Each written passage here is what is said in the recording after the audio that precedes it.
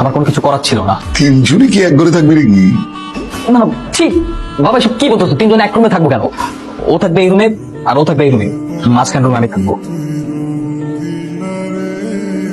আর সারা রাত আমার রুমে আসুনি কেন? তোমার কাছে যাবো কিভাবে? তোমার কাছে গেলে তো ফারিন রাগ করতো। ও, আমার কাছে আসলে ফারিন রাগ করবে, এই জন্য তুমি ফারিনের রুমে ছিলে, তাই না? আরে না না, ব্যাপারটা এরকম না। ফারিনের কাছে যাবো কেন? ফারিনের কাছে গেলে তোমার তুমি রাগ করতো, তাই আমি কারো কাছেই যাইনি। তুমি তো আমাদের দুজনকে ডাকতে পারতে, তাই না? আমরা তিনজন একসাথে। কি বলতেছো? তিনজন একসাথে কি? আরে তিনজন একসাথে ছাদে বসে গল্প করতাম, সেটা বলছি। সেটা বলো। হ্যাঁ, সেটা করা যেত। আচ্ছা ফারাজ, তুমি সত্যি করে বলো তো, তুমি কাকে ভালোবাসো? তোমাকে ভালোবাসি। তার মানে তুমি মুনিয়াকে ভালোবাসো, আর আমাকে শুধু শুধু নিয়ে আসছো, তাই না?